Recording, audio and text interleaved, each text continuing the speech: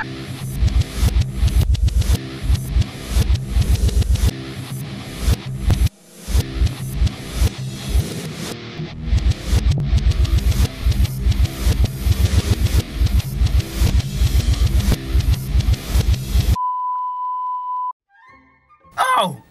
hello there. I'm 4, and I'm gonna review some more movies. Yay! So today I'm gonna review Troll 2, which has been dubbed the worst movie ever made. That one. Yeah. This is a cool alternate cover, by the way, that came out for Halloween this year.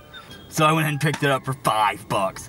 For $5! $5! For $5 at Walmart. Yeah, you can own it too, and you should. And here's why. Despite the cover being a troll, and the original cover having a were-monkey that's like stalking little children with axes, didn't even make sense. Despite the inaccuracies of the artistry that is Covetry, the movie has no trolls in it at all. Let's be clear about this. Troll 2, well, there's a special thing about the 2 also. Troll, there are no trolls in it. Even according to the movie itself, there's no trolls in it. They're goblins. Goblins! There's a big difference between trolls and goblins. One's, I don't know, green and stuff, and guards bridges. And the other one is, not green and doesn't guard bridges. And apparently, yeah. Okay. Now, Troll 2 is supposed to be the, sequel to the movie Troll, which was actually a good movie if you ever saw it.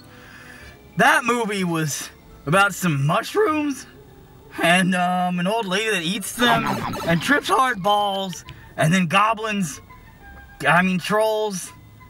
I don't know what it was, but it was a good movie. Troll 2 is not, let me repeat that, is not the continuation of that story. It is not a sequel in any at all.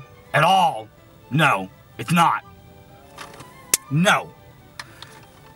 Troll 2 is actually written and made by some Italian people. Probably the mob, because that's about who would have funded it. Don't kill me.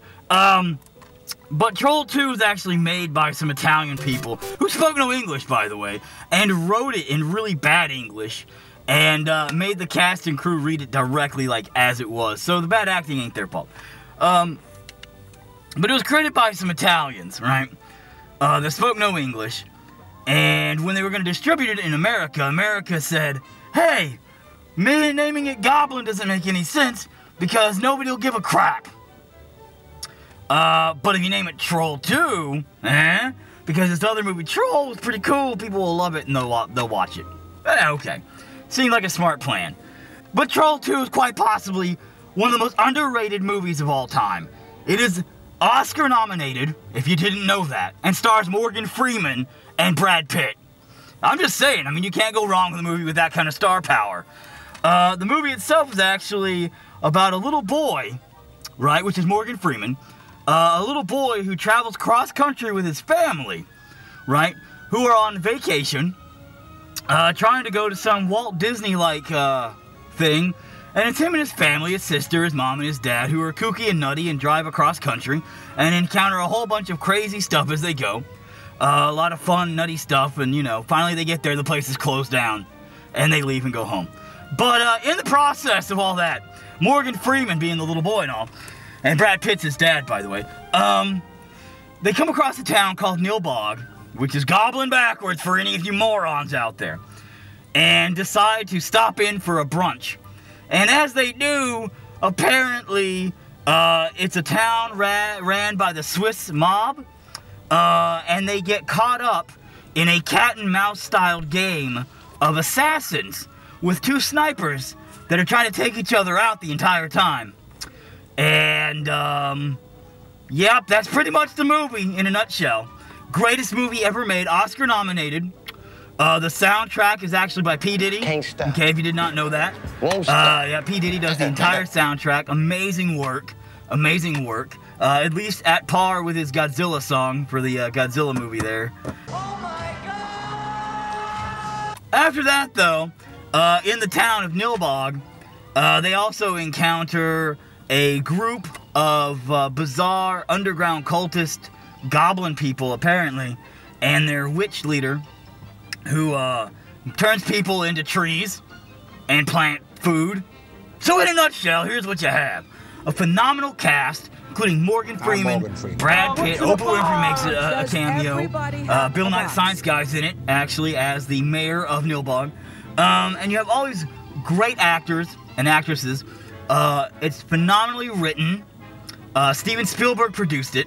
It's a diamond amongst all the coal that came from the 90s. A lot of people don't realize how good of a film it was because they're blind.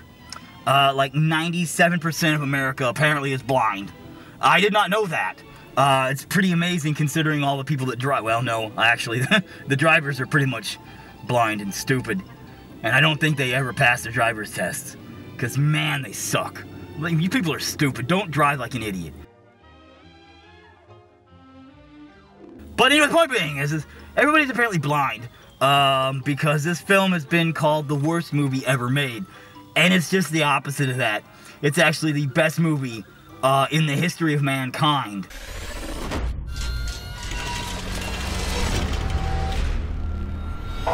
Look what I made!